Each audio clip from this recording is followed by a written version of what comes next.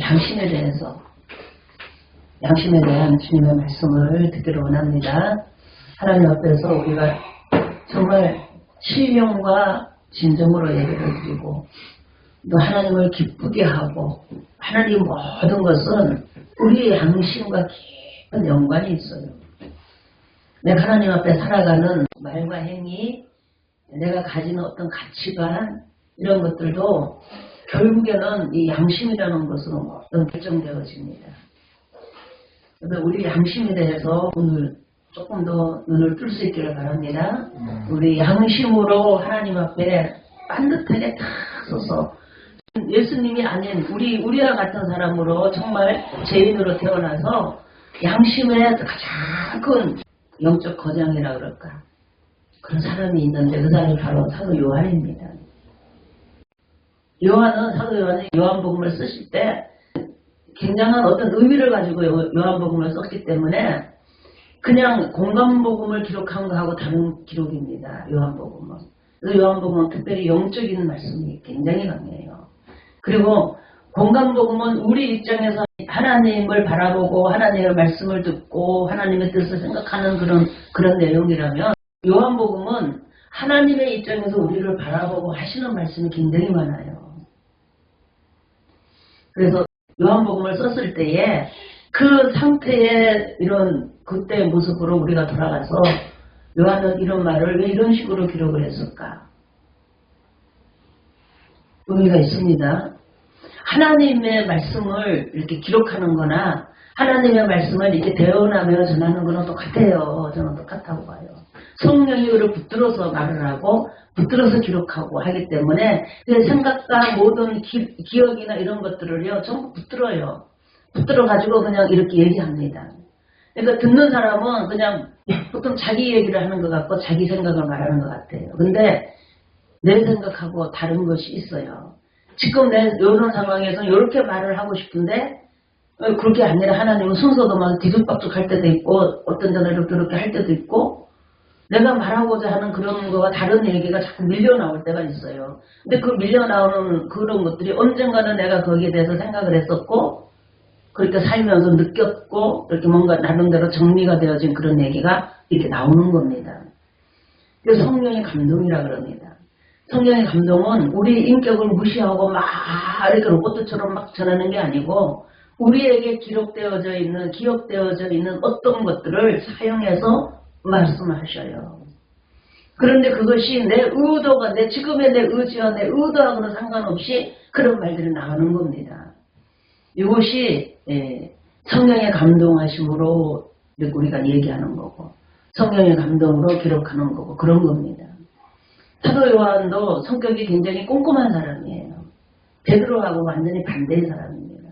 꼼꼼하면서도 또 바울하고도 또 달라요. 바울은 이렇게 그냥 직관적으로 이렇게 그냥 어떤 근거 없이 막 얘기를 많이 해요. 근거 없이. 그러니까 완전히 성령께 붙들리지 않으면 못하는 얘기들입니다. 무슨 근거를 가지고 얘기하는 거 아니에요. 그냥 막 얘기하는 거예요. 근데 사도 요한은 그러지 않아요. 무슨 근거를 가지고 항상 얘기합니다. 하나님이 보여주신 무슨 근거가 있어서 얘기하고 하나님이 뭔가를 이렇게 알려주시는 게 있잖아요. 깨닫게 하고 보여주고 뭔가 자기가 아는 얘기를 해요. 이런 차이가 있어요. 사람들을 어느 정도 배려하면서 하나님의 말씀을 전할 때도 자기가 어느 정도 걸러서 말을 할 수 있다 이 말이에요. 요한 같은 경우에는. 그래서 사람들에게 이렇게 얘기할 때 이 말을 하면 저 사람이 어떻게 생각할까 얘기하면서 말할 수 있는 여유가 좀 있어요. 근데 바울 같은 경우는 그런 게 없어요. 그냥 막 치선적으로만 나가버리기 때문에 어떻게 할 수가 없는 거예요. 하나님이 그렇게 쓰시는 겁니다. 요한은 그냥 이렇게 막 뱉어내는 바울처럼 얘기하는 것도 아니고 몰라가지고 모르는데 그냥 막 아는 척하면서 막 떠드는 이 베드로하고 또 다른 모습이에요. 베드로는요 그냥 믿음으로 그냥 막 밀어붙이면서 아는 척하면서 막 떠들어대는 겁니다. 굉장히 다른 겁니다. 특히 설교를 해서 세 사람은 설교하는 그 모습이 달라요. 그런데 셋 다 뭡니까? 성령에 붙들렸다는 것입니다. 사람들이 볼 때는 이 사람은 이게 좋고 이게 나쁘고 이 사람은 이게 좋고 이게 나쁘고 뭐 이게 분명히 있어요. 그렇지만 하나님의 입장에서는 그런 것이 없어요. 왜냐하면 하나님은 그냥 선포하는 개념이 강하고 하나님의 뜻을 우리에게 맞추지 않아요. 하나님의 뜻에 맞추는 사람을 이끄십니다. 하나님은. 아멘? 그렇기 때문에 우리 처지 형편은 막 살피면서 뭐라고 하지 않아요. 그렇기 때문에 하나님은 꼭 중보자를 세워서 대언하게 하는 하나님이십니다. 직접 이렇게 하시면요, 하나님은 아닌 거는 아니고, 긴 거는 길고, 사랑은 사랑이고, 공유는 공이고, 분명합니다, 그 선이. 그런데 우리는 그러질 않잖아요. 인정에 매여가지고, 이렇게 하다가도 좀 뭉칫거리고, 좀 이렇게 자꾸 이렇게 하면서 좋은 관계를 유지하려고 했어요. 근데 하나님은 좋은 관계 유지하기를 원하죠. 그런데 우리에게 맞춰서 유지시키지 않아요, 절대로. 당신께 맞추기를 원합니다. 너무 모르고 너무 알지 못하고 너무 경험도 없고 뭐 어떻게 할 수도 없으니까 하나님이 처음에는 찾아와서 맞춰줘요, 우리에게. 근데 하나님 계신 줄 알면은 그냥 우리가 하나님께 그냥 맞춰야 되는 겁니다. 그래야 사실은 우리한테도 좋은 거예요. 하나님 우리에게 맞춰놓으면 우리가 엉망이 되어버립니다. 그렇지만요, 우리가 아기를 낳아서 키울 때도 그러잖아요. 아기에게만 막 맞춰주면 아기가 엉망이 되어버려요. 처음에는 아기가 아무것도 모르니까 무조건 아기한테 맞춰서 막 이렇게 돌보지만 시간이 지나면 애가 엄마한테 맞추고 아빠한테 맞추기로 해요. 왜냐하면 엄마 아빠가 아기보다는 낫잖아요, 모든 게. 그냥 아기한테 맞춰놓으면 아기는 밀어내서 아무것도 모르니까 그냥 좋은지 나쁜지 몰라요. 하나님이 우리를 처음 구원시킬 때는 아기처럼 아무것도 모를 때는 막 이렇게 하지만 영이 살아나기 시작하면 하나님께는 맞추도록 끄십니다. 그리고 때로는 혼도 내고 야단도 치고 어떤 데는 막 이렇게 보너스도 주고 축복도 해주고 하면서 하나님이 계신 걸 알게 하고 하나님이 나를 사랑한다는 걸 알게 하고 하나님이 어떤 분인지 알게 하고 그러면서 하나님의 아들로서 이렇게 우리의 의식이 바뀌기를 원합니다. 그 하나님 뜻에 맞출 수 있기를 바랍니다. 그래서 하나님은요, 이렇게 말씀을 그냥 하셔버려요. 그냥 막 합니다. 그러니까 베드로가 막 무식하게 그냥 막 이렇게 막 얘기를 하면서 사람들을 살리고 죽이고 막 하는 이런 능력을 베푸고 막 하는 것처럼 하나님도 그러셔요. 그래서 하나님의 뜻을 하나님의 어떤 획기적인 일을 이루는 인물이 이 세상에 태어났을 때 그 일을 하는 것을 방해할 때 사람들이 많이 죽어요. 엄청 많이 죽어요. 그리고 특히 이렇게 구약 같은 데 보면 하나님의 영광이 임재했을 때 그걸 거부하거나 문제를 일으키면 그냥 죽는 거예요. 그냥 죽는 거예요. 그래서 하나님의 뜻을 반대하고 문제를 일으켰다 그랬으면요, 땅이 갈라져서 그냥 사람들을 삼켜버리기도 하시고, 사람 목숨이 우리가 팔이 죽이는 것만큼이요, 너무 쉽게 사람을 죽여요. 우리 입장에서는 이해가 안 되지만 하나님은 당연한 거예요. 우리가 파리를 왜 죽입니까? 영영 나를 하나 유익하면서 유익한 게 하나도 없어요. 무익하면서 웽웽 돌아가면서 막 신경을 거슬리게 합니다. 그리고 돌아다니면서 온갖 데가 더러운 걸 침 다 발라놓고 다녀요. 균을 다 발라놓고 다니니까 죽이잖아요. 아무 감정 없이 그냥 죽여버립니다. 하나님도 우리를 하나님의 뜻을 이루는데 재성을 가지고 돌아다니면서 감염을 시키고 못된 짓을 하고 이러면 있잖아요. 그냥 제거해버려요. 이것이 하나님의 공기입니다. 그래서 바울도 하나님이 하시는 방법에 있고 베드로도 그러하고 요한도 그러합니다. 그렇게만 하는 게 아니라 요한처럼 있잖아요. 이렇게 우리를 이해하고 우리를 사랑하고 우리를 품어주고 권면하고 가르쳐주고 세워주고 돌봐주고 하는 이런 일도 하신다는 거예요. 이게 하나님의 모습입니다. 하나님에 대해서 여러분이 하나님은 사랑이야 자꾸 그 사랑에만 포커스를 맞추지 마세요. 하나님은 공의도 있으신 분이고 공의도 있으십니다. 그다음 사랑도 있고 법을 집행하는 하나님의 의지도 있어요. 그러므로 우리는 이런 모든 것들을 종합해서 하나님이 이런 분이구나 라고 우리가 생각하면 됩니다. 왜 그러냐? 하나님의 속성이 이렇게 우리에게 주신 형상 그대로 있는 겁니다. 다른 말로 우리 영이, 하나님은 영이시고 우리도 하나님의 영성을 주셨잖아요. 영의 생명을 주셨어요. 영의 생명으로 나타나는 기능이 있는데 이 세 가지의 기능이 있어요. 이 세 가지의 기능이 결국에는 아버지의 기능이 아버지의 기능. 크게 나누면 아버지의 것입니다. 아버지의 그것이 우리한테 온 거예요. 아버지의 형상이 우리한테 심어진 겁니다. 그것이 영의 기능의 속에 나타나는 거고 그것이 양심이라는 것과 연결하는 것과 직관이라는 것으로 드러납니다.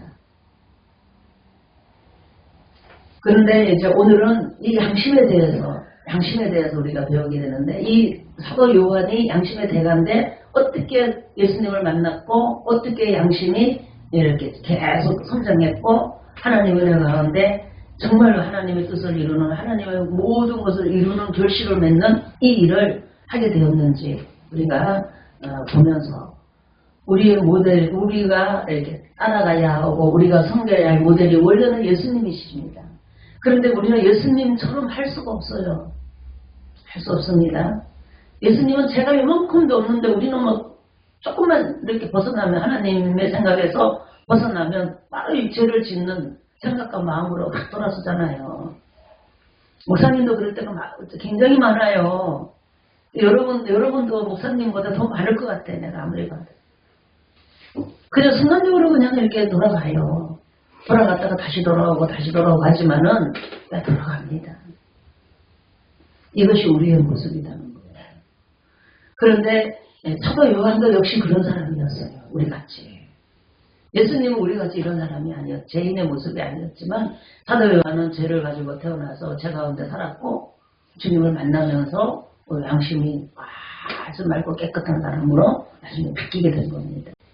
그래서 우리가 사도 요한을 이렇게 들여다보고 사도 요한을 자꾸 연구하고 묵상하고 하면서 사도 요한은 예수님과의 관계를 어떻게 했고 하나님을 어떻게 바라봤고 하나님의 뜻을 어떻게 이루었고 영적으로 어떤 과정을 통해서 성장했는지 이런 것들에 대해서 우리가 묵상함으로써 그러면서 우리 안에 있는 영성도 같이 개발되어질 수가 있어요. 그러니까 사도 요한은 정말 우리의 모델입니다. 모델.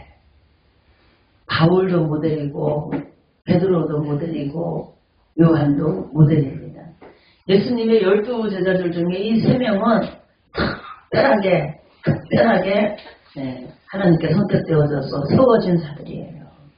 그래서 처음에는 우리 직관의 사람 바울에 대해서 그 다음에 영교의 사람 베드로에 대해서 오늘은 양심의 대가 영성의 대가 요한에 대해서 사도 요한에 대해서 우리가 말씀을 듣는 겁니다.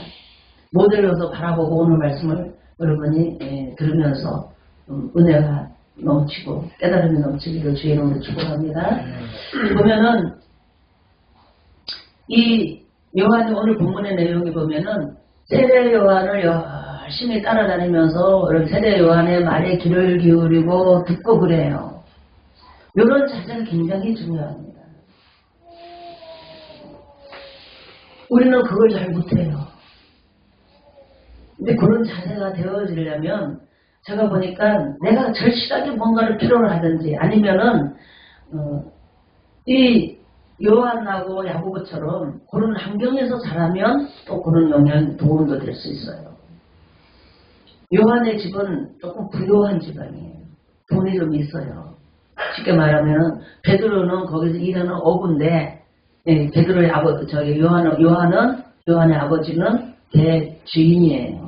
요즘 말하면 그 뭐라 그러지? 손주입니다. 손주로서 있어서 베드로가 거기서 일을 하고 그래요. 같이. 그리고 보면 예수님하고도 관계가 좀 있어요. 예수님하고도 이 혈육적으로도 어떤 인친적 관계인 것 같아요. 상당히 친한 관계에 있는 걸 알 수 있어요. 그리고 요한의 엄마와 아버지는요, 이 자식 교육에 대한 열정이 대단했고, 이게 사랑하는 그 마음이 굉장히 컸던 것 같아요. 다른 부모들보다도. 그래서 이렇게 돌보고 이렇게 애들을 잘 돌봐서 애가 넉넉하게 풍성하게 그런 마음을 가지고 컸던 것 같습니다. 그렇게 자랐으면서도 성격이 불같아요. 옳고 그름에 대한 이런 것들이 굉장히 강렬합니다. 그러니까 양심이 굉장히 이렇게 예민한 거예요. 그래서 그냥 이건 아니야 그러면은 그냥 확 이렇게 막 밀어내고 이거는 맞아 그러면은 탁 붙드는 이런 온유함이 있었어요. 하나님의 성품이라고 합니다. 양심이 발달되면 자꾸 그런 성품이 자꾸 커지게 돼 있어요. 이 사도 요한은 이렇게 태어나면서부터 그런 본능이 좀 있었던 것 같아요. 하나님의 은혜 가운데 좋은 가정에 태어나서 이렇게 영육간에 부족함 없이 이렇게 자라가지고 꿈을 마음껏 펼칠 수 있는, 내가 먹고 사는데 걱정 안 하고 내가 뭘 하고 살까 하고 꿈을 펼칠 수 있는 건강한 사람으로 성장한 겁니다. 우리 주한이가 그렇게 컸으면 좋겠습니다. 그렇게 키웠어요. 부모의 역할이 중요해요. 그래서 그렇게 자라서 그런지 몰라도 이렇게 누가 뭐라 그러면 진지하게 들어요. 그런 사람은 마음이 여유로워서 내 고집이나 내가 원하는 걸 막 먼저 내세우는 게 아니라 상대방의 얘기도 들어가면서 자기의 뭔가를 취할 줄 안다 이 말이에요. 그래서 세례요한이 뭐라 그러면 세례요한의 얘기를 잘 들어요. 잘 듣습니다. 자기는 다 결정을 내려서 이렇게 막 뭔가를 이렇게 추진하지 못하는데 세례요한은 그냥 막 밀어붙이잖아요. 그러니까 멋있잖아요. 베드로도 그냥 막 그런 모습이 있고 그러니까 좋잖아요. 그래가지고 세례요한이 막 가르치는데 막 이렇게 막 사로잡혀서 가고 있는데 어느 날 그 세례요한이 하시는 말씀이 저분이 메시아야. 나는 저 사람의 신발 꼴도 풀 능력이 없어. 나는 물로 세례를 주지만 저분은 성령으로 세례를 주는 분이야. 우리 세상죄를 지고 가는 하나님의 어린 양이야. 와 이러면서 저분이 메시아야. 내가 어떻게 아냐? 나도 처음에는 저 사람이 메시아인지 몰랐어. 세례요한하고 예수님하고도 관계가 있습니다. 어려서부터 부모들이 알아요. 엄마들이. 근데 나는 저 사람이 누군지를 아는데 저 사람은 이상하다. 저 사람 이상하다. 왜 저 사람한테 세례를 주는데 왜 성령이 저 사람한테 임하지? 저 사람이 세상에 누구야? 메시아구나라는 걸 아는 거예요. 내가 하나님 앞에 기도하고 할 때 하나님이 나한테 사람들한테 세례를 주라고 이렇게 막 사명을 주면서 세례를 줄 때 성령이 임하는 사람이 있는데 그 사람이 메시아인 줄 알으라고 가르쳐줬다는 거예요. 그런데 예수님한테 세례를 주니까 그런 일이 벌어진 거예요. 그래서 저 사람이 메시아라는 걸 내가 확신해. 하고 이 얘기를 하니까 사도 요한이 들으니까 세례 요한도 대단하지만은 저분이 메시아야. 우리는 메시아를 따라야 돼. 세례 요한도 예수님이 메시아니까 메시아를 따라야 해. 똑같은 얘기를 하는 거예요. 그러니까 따라가야죠 예수님을. 그런데 인간적으로 뭐 출세하기 위해서 또 내가 돈을 많이 벌고 육신은 뭔가를 채우기 위해서 예수님을 따르는 게 아니었어요. 세례요한을 따르는 것도 그랬고 예수님을 따르는 것도 그랬어요. 그런데 이 요한의 엄마는 그러지 않았어요. 엄마는 예수님이 메시아하면은 메시아 나라에 주님의 나라에 좋은 위치에서 우편에 좌편에 앉기를 원했어요. 그런 마음으로 세례요한에게 데려갔고 그런 마음으로 예수님께 데려가는 이 엄마의 모습을 보면서 보통 우리들의 엄마 있잖아요. 자식을 너무 사랑해서 자식이 잘 되기를 바라면서 정말 이렇게 사회에서 출세하기를 원하는 그 부모의 마음이 있잖아요. 그런 마음을 느낄 수가 있어요. 세례요한이 저분이 메시아야. 그러니까 저분을 따라야 해. 나는 이제 끝났어. 저 사람 따라가야 해. 그래도 다 따라간 게 아니고 두 사람만 따라갔어요. 세례요한의 제자 두 사람. 이 두 사람은 아주 특별한 사람이에요. 성경의 기록에도 보면은 특별한 일을 하게 됩니다. 나중에. 그래서 보면 특히 이 두 사람은 사람과 하나님 사이에 어떤 일들을 하는 일을 많이 해요. 안드레도 그랬고 요한도 그러하고. 이 성경 기록도 요한은 공간복음과 주님의 이 영적인 세계와 이런 것들에 대한 문제가 막 이단이 일어나고 문제가 일어나고 영적인 세계에 대해서 가르쳐주지 않으면 안 되겠다는 생각이 들어서 요한복음을 쓴 거예요. 그러니까 공간복음과 하나님 사이에 연결을 시켜주는 것이 요한복음입니다. 그리고 요한 1, 2, 3, 4, 5 요한계시록이에요. 그래서 요한은 중간 역할을 굉장히 잘해요. 이것은 뭐냐 하면은 내가 이 세상에서 꼭 최고의 리더가 되어야 한다는 욕심이 없다는 거예요. 얼마든지 갈 수 있는데 그 자리에 안 가요. 갈 마음이 없어요. 욕심이 없는 거예요. 대부분의 사람들이 뭔가 출세하기를 원하고 뭔가 막 채우기를 원하는 사람은요, 그 안에 갈증이 있어서 그러는 거예요. 거기에 대해서 내가 막 뭔가 채우고 싶은데 못 채워서 그런 모습을 보이는 거예요. 근데 아예 그냥 그것이 부족함을, 갈증 자체를 못 느끼면 거기에 대해서 그냥 여유로워요, 굉장히. 여러분도 여유로운 사람이 되기를 주의 이름으로 축복합니다. 너무 자꾸 갈증을 가지지 마세요. 하나님 주신 것에 대해서 감사하면서 감사함으로 더하여가며 풍성해지는 은혜가 있기를 주의 이름으로 축복합니다. 네, 그래. 요한은 그런 사람이에요. 그래가지고 별로 크게 리더가 되고 싶은 마음도 없어요. 그러니까 자꾸 선생님들이 가르치는 예의 길을 기울이고 자기가 가지고 있는 영역을 넓혀가려고 하는 이런 자세가 굉장히 중요합니다. 우리의 양심을 따라 살려면 이런 게 필요해요. 꼭 필요한 겁니다. 이 사도 요한의 모습을 보면서 우리의 모습도 그런 바탕을 깔고 있으면 좋아요. 깔 수 있기를 주의 이름으로 다시 한번 축복합니다. 그래서 우리가 예수님이 누구신가? 예수님이 나와 무슨 상관이 있는가? 예수님이 영적인 세계에서 하나님의 세계에서 어떤 위치에 있는가? 이런 것에 대해서 관심이 있어야 돼요. 예수님이 누구지? 여러분의 예수님은 어떻게 생각합니까? 예수님은 어디에 계신 분이라고 생각합니까? 거기에 관심이 굉장히 많았던 거예요. 그래서 예수님이 와보라 갔더니 예수님과 함께 거하면서 그때가 언제냐 그랬더니 10시쯤 되었다. 이 10시라는 거는 이 원어를 들여다보면요, 우리는 이렇게 번역을 해놨지만 원어를 보면 완전히 뉘앙스가 달라요.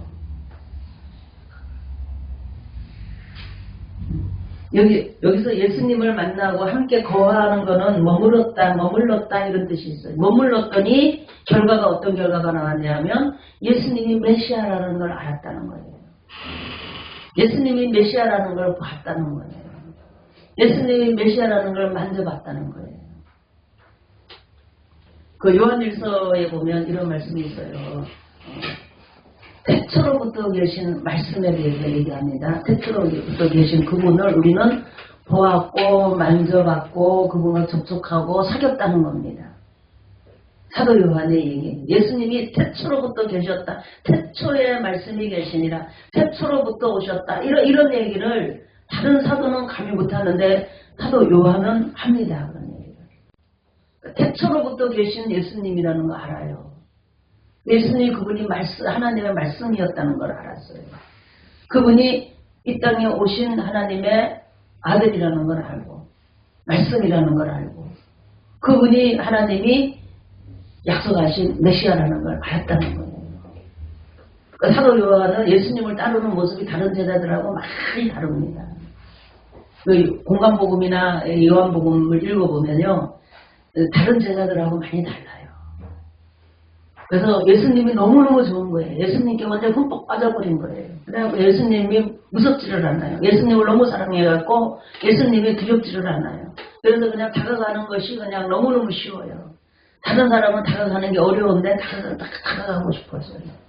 그래서 뭐 성찬할 때도 보면 예수님은 이렇게 막 품에 기대고 이런 모습이 나옵니다. 사랑하면 그래요. 여러분도 하나님을 사랑하세요. 예수님을 사랑하시기 바랍니다. 사랑하면 예수님이 무섭지 않고 예수님이 점점 좋아지고 자꾸 좋아져요. 예수님이 나를 얼마나 사랑하는지 알 수 있게 돼요.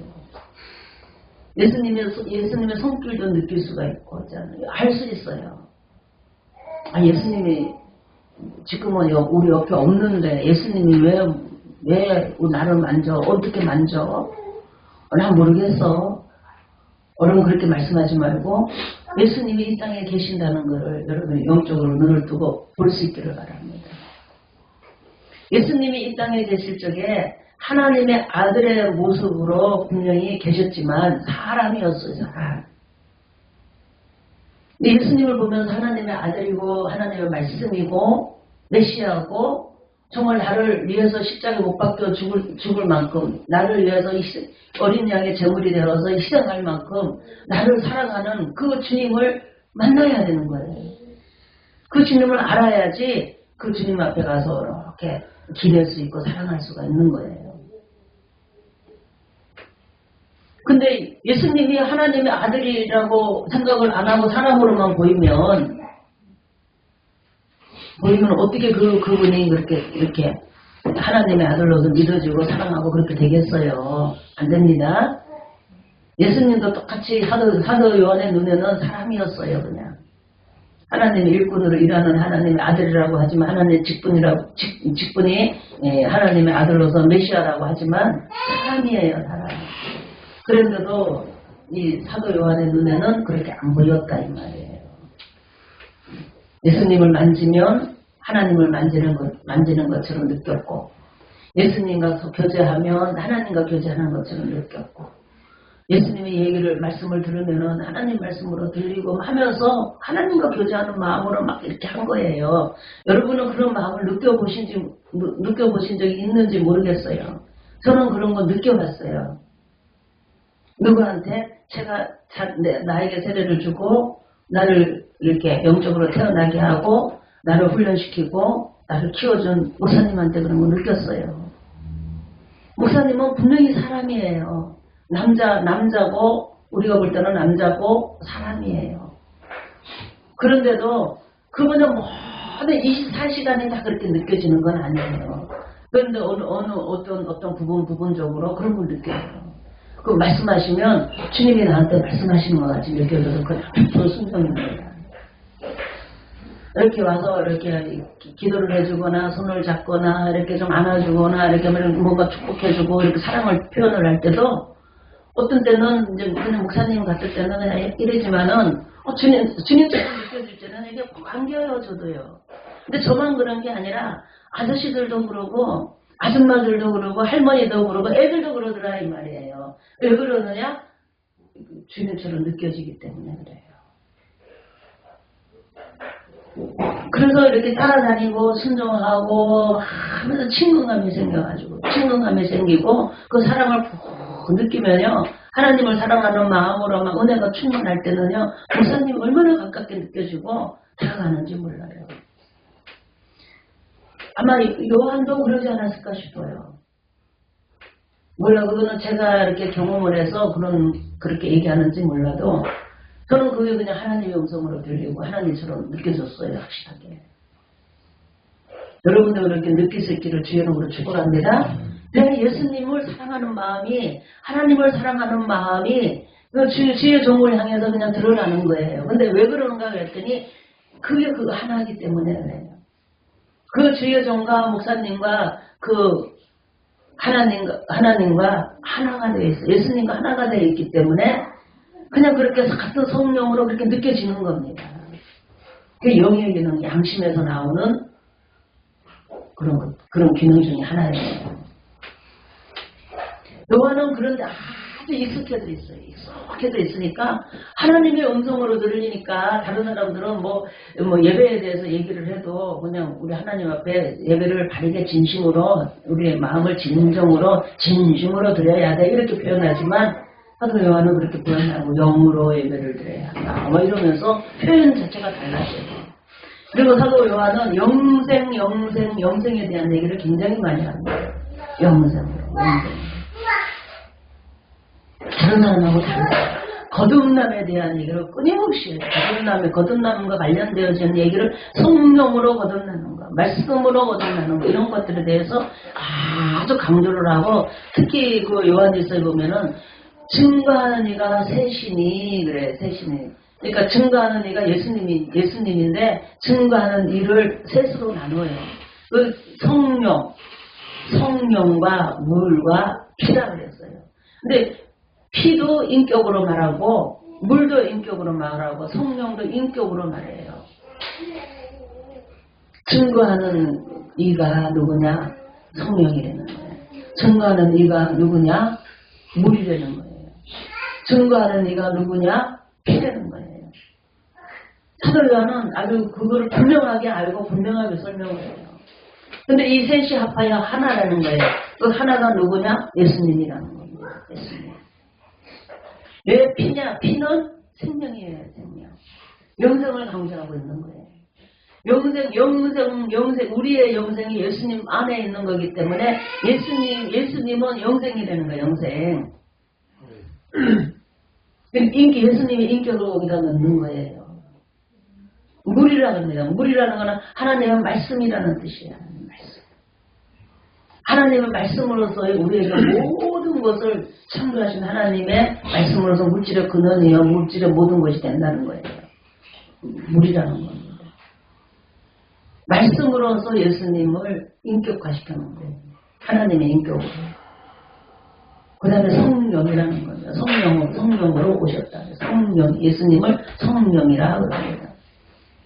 그래서 이 셋이 합하여 하나인데 그분이 예수님이고 인격화시켜놨다. 그 정도로 이 요한은 영생에 대해서, 말씀에 대해서, 성령에 대해서 말할 수 없이 강조하고 그것을 풀어서 우리에게 계속 설명을 하고 있는 겁니다. 그래서 다른 사람하고 다르게 건강복음에서는 없는 얘기가 요한복음에는 많이 있는데 그 중에 하나가 오늘 본문에 보면 이 내용이 나와요. 예수님께로 가서 이렇게 예수님 메시아야. 막 사도 요한하고 둘이서 손잡고 삐딱삐딱 뛰었겠죠. 우리 같으면 그럴 것 같아요. 야, 우리가 메시아 만나서, 야, 좋아. 대단히 메시아가 오셨는데, 야, 메시아를 만나서 막 이렇게 막 흥분했을 거예요. 그래갖고 안드레가 자기 형한테 가서 형, 우리 메시아 만나서.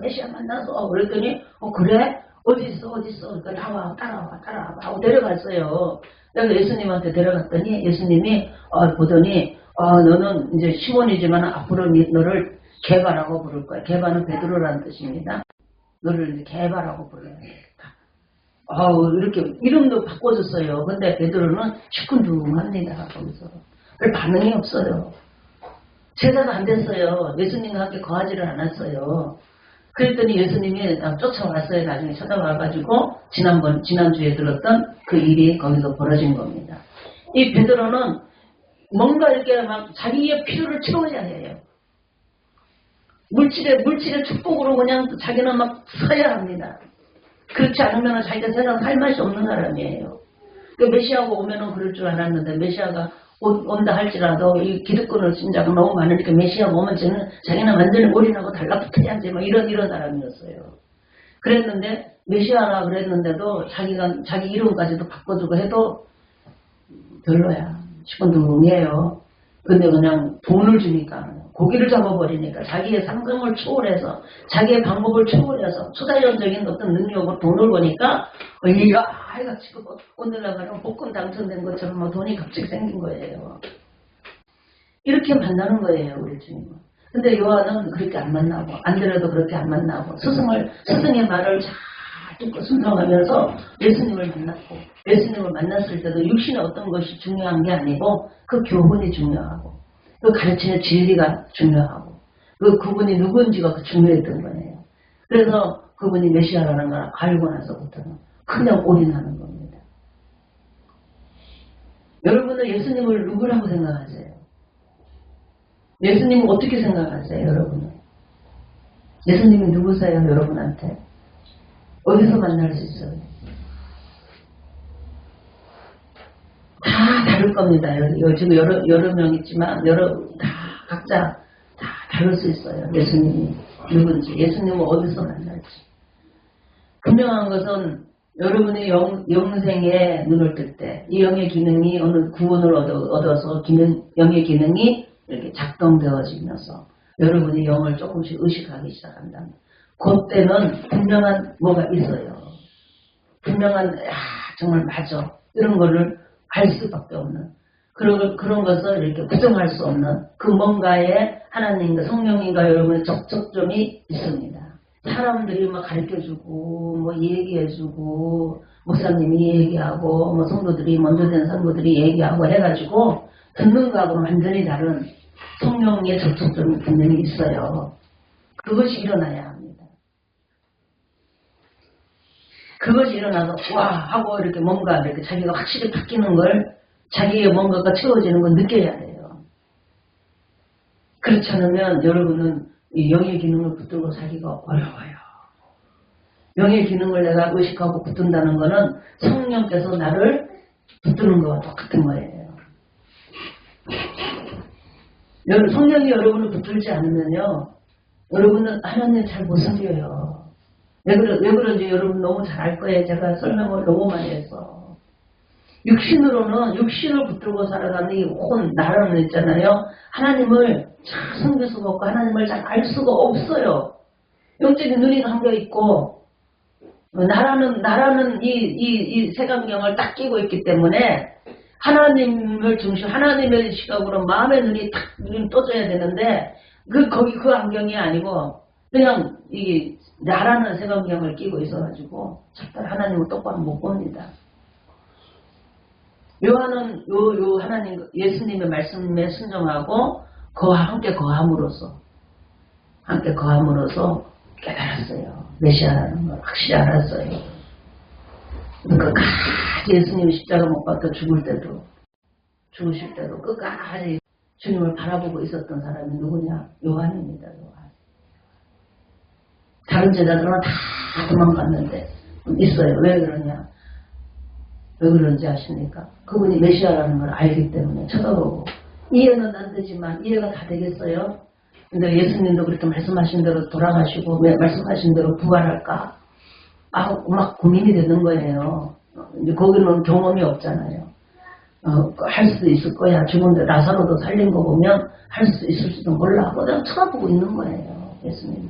그리고 예수님이 너무 사랑하고 너무 좋으니까 자기 목숨이 죽어도 괜찮아. 예수님 바라보고 있으면 예수님 사랑한다고 나 죽인다면 나 죽어도 괜찮아. 그런 담대함이 있어서 쳐다보는 거예요. 내가 누군가를 너무 사랑하면 그 사람이 죽어도 괜찮아. 그 사람이 죽을 때 나도 같이 죽어도 괜찮아. 이런 마인드가 들어야 진짜 사랑하는 거예요. 그런 사랑이 있어요. 근데 그런 사랑은 아가페 사랑일 때만 가능합니다. 남녀의 사랑도 아가페 사랑으로 승화되고 우정도 아가페로 승화되어지고 부모 자식의 사랑도 아가페로 승화되어지는 것이 아가페 사랑이에요. 아가페 사랑에 눈을 뜨고 아가페 사랑으로 사랑하면 같이 죽을 수 있어요. 하나님의 사랑은 아가페 사랑입니다. 우리가 하나님을 사랑하는 것은 아가페 사랑이 아니에요. 아가페 사랑으로 바뀌면 이 양심의 기능이 굉장히 성장된 사람이라고 볼 수 있어요. 이 양심이라는 것의 결정체가 뭐냐 하면 사랑이에요. 양심의 결정체는 선이고 사랑입니다. 그러니까 잘 되기를 원하고 생명이 사는 것, 죽는 게 아니라 사는 것, 안 되는 게 아니라 잘 되는 것, 그래서 행복한 것, 그걸 함께 공유하면서 그 모든 행복을 배가시켜 가는 것, 이런 것들이 다 사랑의 속성입니다. 이 사랑의 속성은 양심의 기능이 아주 그냥 본질이에요, 본질. 그래서 양심으로 자꾸 이렇게 성장이 되어지고 하나님의 뜻에 자꾸 성장되어지고 하나님의 성품으로 자꾸 이렇게 성장되어지고 하면서 사랑으로 격해져요. 특히 우리 인간의 입장에서는 완전 사랑으로 그냥 꽉 채워져야 합니다.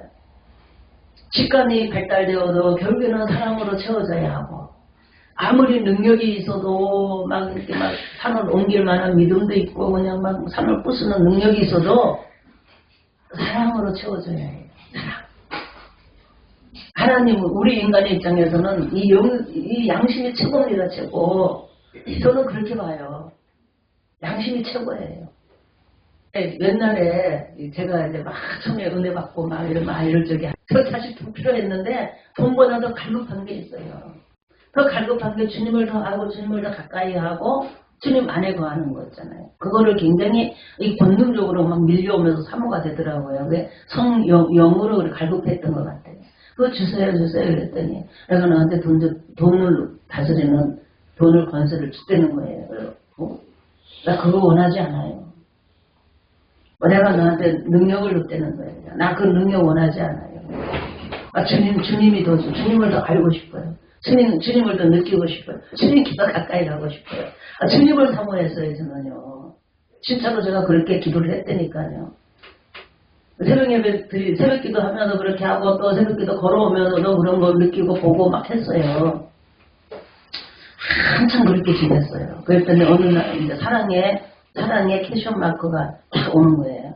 물음표가 오는 거예요. 사랑이 뭔가에 대해서 눈이 떠지기 시작하면서 그 세계에 눈이 조금씩 떠지더라고요. 양심의 세계, 서원의 세계. 그러면서 목사님한테는 이 직관이라는 것이 자꾸 열려오잖아요. 그러니까 저절로 그거는 막 노력 안 해도 그냥 저절로 그냥 하는. 그래서 이렇게 사람들 속에 영이 있는 거 이런 것도 보고 투시하는 거죠. 그가 뭔지 지었는지도 보고 뭐 어쩌고저쩌고 막 이런 것들이 확 오기 시작하는 여기 능력이잖아요. 그러니까 하나님 그거 줬다니까 나 그런 거 원하지 않아요. 막 이랬다는 거예요. 그렇게 하면서 훈련을 하는데 이 사랑이라는 것이 얼마나 어려운지 몰라요.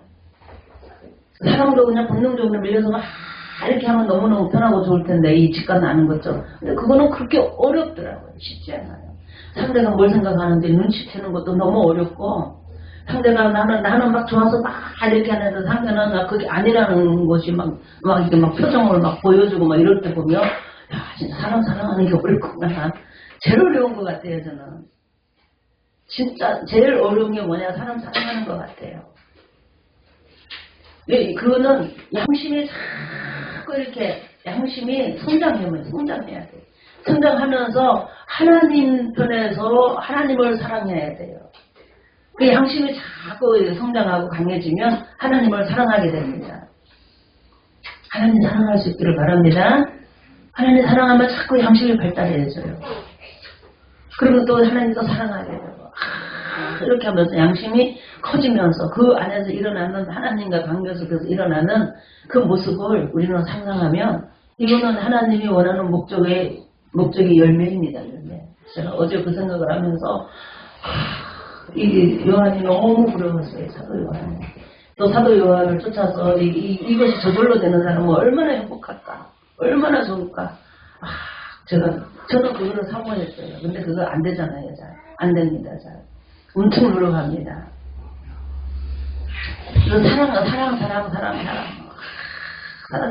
사랑이 결국에는 아가페 사랑이에요. 아가페 사랑. 이 아가페 사랑은 결국에는 양심에서 나오는 양심의 본질이 뭐냐? 사랑인 거야, 사랑이에요.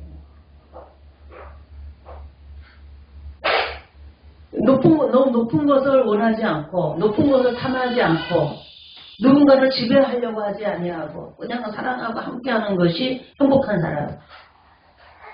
이런 사람이 우리 교회도 많이 있었으면 좋겠어요. 많이 이거를 교회가 좀 은혜 가운데 부들부들해지고 그 사람만 오면 행복해지고 그 사람만 오면 분위기가 싹 이렇게 은혜의 분위기로 바뀌어가고 막 이런 사람이 양심의 사람입니다.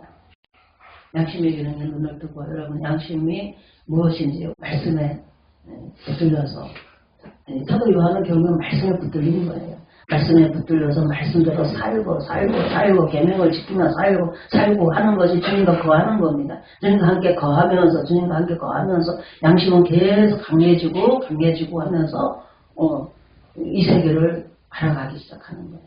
그러면 주님의 마음으로 주님의 사랑으로 마음이 가득 자꾸 채워지면서 보이지 않던 것이 자꾸 보여요. 내가 누군가를 사랑하면 그 사람의 모든 것이 자꾸 보입니다. 보이는 것처럼 하나님을 사랑하면 하나님의 것이 자꾸 보여요. 이게 직관으로 하는 것하고 또 다른 너무 멋있는 것이 있어요. 양심에 여러분이 정말 이렇게 의식하고 양심에 따라서 살아가면서 이 마지막 때는 하나님 그런 사랑의 사람, 양심의 사람을 찾아요. 직관이 열린 사람을 찾고 베드로처럼 영별로서 막 이런 사람을 찾는 게 아니라 마지막에는 양심의 사람을 찾는다. 양심의 열매를 맺어가는 우리 모두가 되기를 주의 이름으로 축복합니다. 네, 기도하겠습니다.